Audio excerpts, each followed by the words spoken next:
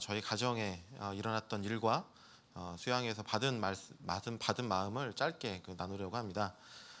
보통은 수양회를 마치고 나서 받은 감동이나 말씀을 나누는 게 일반적인 것인데, 하지만 이번 수양회는 다른 해보다도 더 영적으로 가장 민감한 상태에서 보낼 수 있도록 하나님께서 미리 계획하신 것 같아 감사한 마음이 더욱 큽니다. 수양회 직전 한 사건을 통해 예수님의 복음이 믿지 않는 저희 부모님 가정에 전파되었고, 그것을 통해 수양회의 주제이기도 한 그리스도의 거룩함과 사랑으로 연합되는 경험을 하였습니다. 또한 무엇보다 남이 아닌 내가 믿음으로 반응할 때 하나님은 언제나 저와 또 우리 하나교회 공동체와 함께 일하시고 계심을 다시 한번 믿음으로 선포하는 시간이 되었습니다. 많은 분들이 아시겠지만 저희 부모님 가정은 아주 평범한 가정입니다. 사건 사고로 다치신 분이나 큰 질병에 걸려 힘든 시간을 보낸 적도 없는 그런 가정입니다. 양가 할아버지 할머니 네 분 모두 노안으로 당신의 수명을 다하시고 편안히 인생을 마무리하실 만큼 평온한 가정입니다. 하지만 이러한 평온은 오히려 복음이 들어가기 어렵다는 것을 더 잘 아실 것입니다. 부모님 삶에 예수님은 필요하지 않았으며, 그분이 있어야 할 자리에는 뿌리만큼 거둔다는 지극히 인간적인 생각들이 자리 잡고 계셨습니다. 어머니는 가끔 초대 예배도 오시며 복음에 대해서도 어느 정도 이해하시고 수용하고 계신 반면, 아버지는 하나님과 영적 존재에 대해서는 늘 부정적이셨습니다. 이제는 부모님도 점점 연세가 드셔가게 되셨고, 제가 아는 하나님과 예수님의 복음을 전해야겠다는 생각이 사실 몇 해 전부터 조금씩 커져갔습니다. 자매와 함께 기도가 쌓였고, 올해 초부터는 좀 더 구체적인 계획들이 세워져 갔습니다. 하지만 교회 내 이런저런 일들로 인해 자꾸 우선순위가 뒤로 미루어져 갔습니다. 사건은 지지난주, 그러니까 7월 23일 주일 저녁에 발생했습니다. 주일 저녁 리더 모임을 하고 있던 중에 어머니로부터 다급한 전화 한 통을 받았습니다. 내용은 아버지가 거실에서 쓰러지셨고 지금 119 구급차에 실려 응급실로 가고 계신다는 것입니다.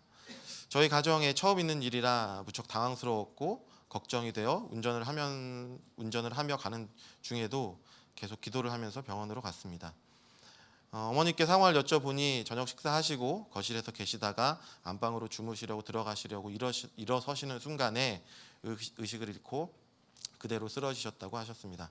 마치 함께 있었던 작은 누나가 신속하게 119에 신고하였고, 어머니는 아버지를 붙잡고 연신 정신을 차리게 하시려고 이제 깨우셨다고 합니다.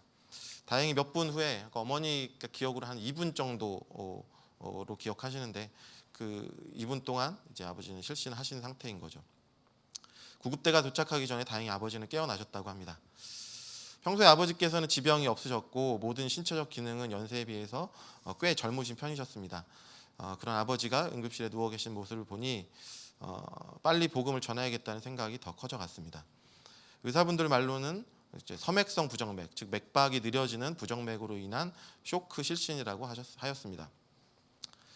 병상에 계시는 이제 아버지를 보며 이제 말씀을 드렸습니다. 아버지 괜찮으세요? 그러니까 괜찮다. 바쁠 텐데 뭐 하러 왔어?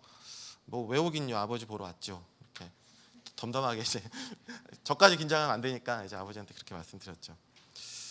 이제는 병원에 도착했고 진단도 어느 정도 예측이 되는 것으로 보였으며 평안히 병상에 누워 계신 모습을 보니 급한 것은 지나갔다고 생각하여 어머님을 위로해드리고 잠시 부모님 집에 심부름을 다녀왔습니다. 이미 교회 중보팀과 셀에서도 많은 분들이 기도해 주셨고 큰일이 아닌 것으로 말씀을 드렸습니다. 한 30분 자리를 비웠을까요? 다시 응급실로 돌아와 보니 분위기가 굉장히 이상해졌습니다. 아버지 주위로는 많은 장비들이 보였고 전기 심장 충격기까지 연결이 되어 있었습니다. 당직 의사한테 물어보니 제가 자리를 비운 사이 쇼크가 다시 왔고 응급 장비를 급하게 준비하고 있던 과정이었다고 했습니다. 상태가 심상치 않음을 직감하고 아버지께 다시 갔습니다. 아버지 눈 떠보세요. 아버지. 여러 번 깨운 다음에 아버지께서는 일어나셨고 머리가 어지럽고 속이 메스껍다고 하셨습니다. 이후에는 상당량의 구토를 여러 번 하시더니 바로 또 쇼크 상태로 진입하셨습니다. 초점 없는 눈은 이미 뒤로 뒤집히셨고 정신을 놓지 않으시려는 아버지의 머리를 왼손으로 부둥켜 안고 의사를 향해 큰 소리로 불렀습니다. 의사가 달려오더니 하면서 이러면 안 되는데 이러면 안 되는데만 계속 얘기할 뿐 아무런 조치를 취하지 못했습니다. 아무래도 주일 저녁이라 전문의는 없었고 초짜인 당직 의사로서는 감당할 수 없는 응급 상태인 것 같았습니다.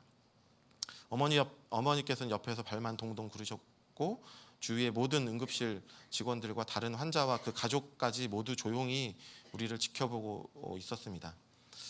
분당 60에서 100 사이가 정상적인 맥박 수치인데 순식간에 40대를 거쳐 20을 가리키고 있었고 아버지는 그 결과로 숨을 제대로 쉬지 못하고 계셨습니다. 저에게는 이 모든 것이 굉장히 느린 슬로우 비디오처럼 지나갔습니다. 당황할 만도 한데 오히려 정신은 맑아졌고 단 한 가지 생각밖에 들지 않았습니다. 복음입니다. 내가 지금 이 순간 여기서 아버지에게 복음을 전하지 못하면 앞으로 평생 후회되겠구나. 그 상태 그대로 아버지께서 돌아가셨어도 하나도 이상할 것이 없는 상태였습니다. 인간적인 것을 붙잡고 있는 것이 아니라 부활하신 예수님을 붙잡을 수밖에 없다는 그런 생각이 들었습니다. 왼손으로는 아버지의 손을 꼭 붙잡고 오른손으로는 아버지 심장에 손을 대고 크게 기도하였습니다. 죽음도 이기시고 부활하신 예수님, 아버지의 심장을 주님께서 만져주십시오. 아버지 심장에 주님의 생명이 임하기를 기도합니다. 주님의 보혈이 아버지의 몸을 덮고 치유의 역사가 이곳에서 일어나길 원합니다. 주님을 찬양합니다. 그리고 아버지 귀에다 대고 귀에다가 입술을 대고 조용히 읊조렸습니다. 아버지, 하나님의 아들이 예수님은 부활하셨습니다. 인간은 어떠한 노력을 하여도 스스로 부활할 수 없는데 예수님은 죽음을 이기시고 부활하셨습니다. 그런 예수님을 믿으셔야 합니다. 그래야 나중에 돌아가셔도 아버지와 저 다시 볼 수 있고 아버지가 좋아하시는 예린이를 다시 만날 수 있습니다. 아버지께서 우리 막내 예린이를 굉장히 좋아하십니다. 그래서 아버지 예수님을 믿으십니까? 잠시 반응을 살펴보았습니다. 아무런 반응이 없었습니다. 다시 한번 여쭤봤습니다. 아버지 부활하신 예수님을 믿으셔야 합니다. 그래야 아버지는 다시 살 수 있고 영원히 살 수 있습니다. 믿으시면 고개를 끄덕이시고 끄덕이세요. 아버지께서는 고개를 끄덕이셨습니다. 다시 한번 확인해 보고 싶어졌습니다. 아버지 예수님을 믿으십니까? 믿으시면 제 손을 꼭 잡아주세요. 잠시 뒤에 아버지께서는 제 손을 꼭 잡으셨습니다. 할렐루야, 주님을 찬양합니다. 마음이 평안해졌고 부모님 가정에 벌어진 길고 지루한 영적 전투의 싸움이 끝나는 순간이었습니다. 몇 년 동안 기다림과 중보기도가 드디어 빛을 발하는 순간이었습니다. 또한 우리 교회 많은 성도분들의 기도에 응답하신 그 순간이었습니다. 그때가 월요일 새벽 3시쯤이었습니다. 아버지께서는 사경을 헤매고 계셨지만 마음속에는 감사의 찬양이 흘러나왔고 뒤에서 초조하게 지켜보시던 어머니를 돌아보며 싱긋 웃었습니다. 이제 아버지는 괜찮을 것 같다고. 잠시 뒤 얼굴에 핏기가 돌기 시작하셨고 위태롭던 220의 맥박 수치도 40을 넘어 68대로 안정을 유지하셨습니다. 더 기적적인 것은 의료진 아까도 아무것도 해줄 것이 없다라고 했는데 의료진에서 더 이상 해줄 것이 없다며 1시간 정도 더 경과를 지켜본 후에 의사의 권유에 따라 새벽 4시쯤 퇴원하라고 했습니다. 집에 돌아와 잠자리에 아버지 어머니랑 누워서 죄송하다는 회개의 말씀을 먼저 전했습니다. 교회에서 이런저런 일을 하고 다른 사람에게는 생명의 복음을 전하기만 했지 정작 가장 가까운 부모님에게는 그러하지 못했다고 용서를 구했습니다. 그리고 그날 새벽과 아침 시간 동안 하나님이 누구신지, 왜 세상을 창조하셨고 그분의 뜻이 어디에 있는지, 어떻게 세상과 인간을 창조하셨는지, 예수님이 어떻게 돌아가셨고 어떻게 부활하셨는지, 그런 기록이 성경에 어떻게 기술되어 있고 지금까지 어떻게 믿을 만하게 보존되어 왔는지 등등 제가 알고 있던 지식과 교회 훈련으로 배워왔던 모든 복음의 말씀을 총동원해 부모님이 이해하실 수 있는 단어로 설명해 드렸습니다. 의식이 불명치 않으신 당시 상황에서도 제가 복음을 전했던 것만큼은 기억하고 계셨습니다. 이제 아버지는 예수님께서 당신을 살리셨고 그 과정에 우리 교회 성도분들의 보이지 않는 연합된 기도 덕분이라는 것을 인정하고 계십니다. 이제 더 이상 부모님 집에서 하나님과 예수님의 이야기를 하는 것이 더 이상하거나 어색한 것이 아니게 되었을 만큼 영적 전쟁에서도 완벽하게 하나님께서 이뤄내셨습니다. 아버지가 응급실에서 퇴원하신 날 어머니가 하신 말씀으로 일단 아버지의 이야기를 마무리하려고 합니다. 어머니가 농담을 하셨습니다. 당신 아버지 어머니 만나고 왔냐고. 그러니까 할아버지 할머니, 돌아가신 할아버지 할머니를 가리킨 것인데요.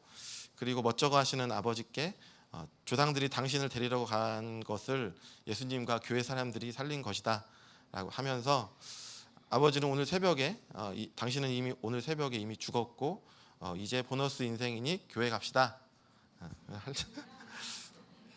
그 다음에 할렐루야 그대로 나왔어요. 자연스럽게. 로마서 5장 18절. 그러니 한 사람의 범죄 행위 때문에 모든 사람이 유죄 판결을 받았는데 이제는 한 사람의 의로운 행위 때문에 모든 사람이 의롭다는 인정을 받아서 생명을 얻게 되었습니다. 지금 아버지는 인공 심박동기 시술을 무사히 받으셨고 수양의 날 아침에 건강하신 원래 모습으로 퇴원하셨습니다. 제가 편안한 마음으로 수양에 임할 수 있도록 하나님께서 일정까지도 예비해 주셨습니다.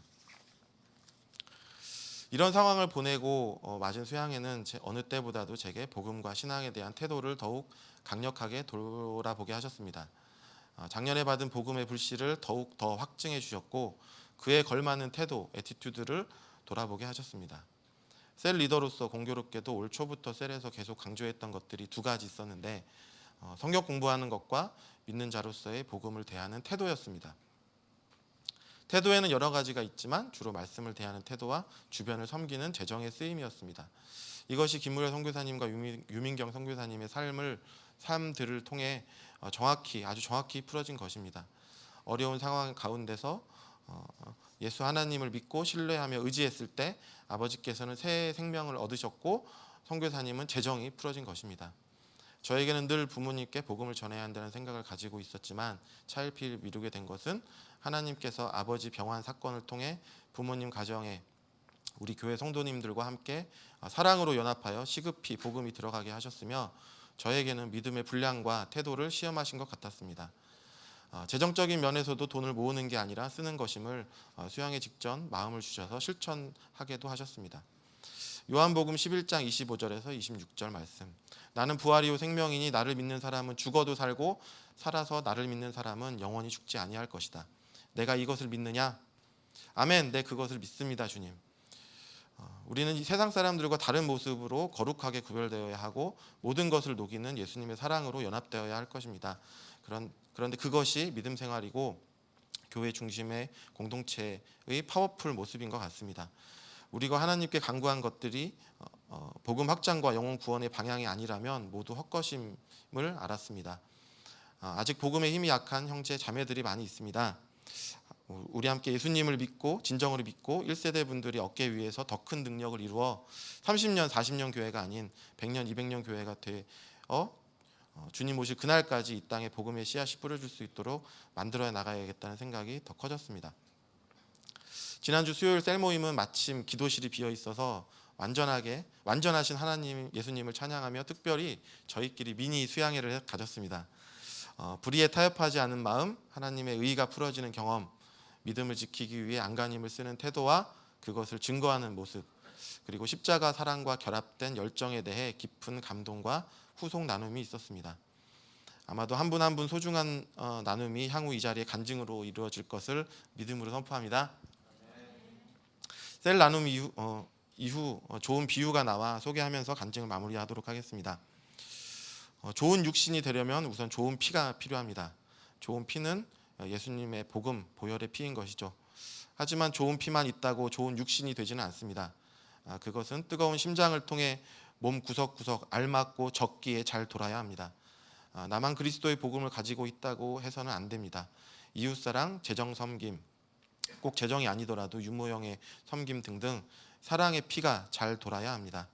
그리하여야 균형에 맞는 하나님이 만드신 창조 때의 우리 모습으로 완벽하게 회복될 것으로 믿습니다. 부활하신 예수 그리스도의 이름으로 간증을 마치도록 하겠습니다. 감사합니다.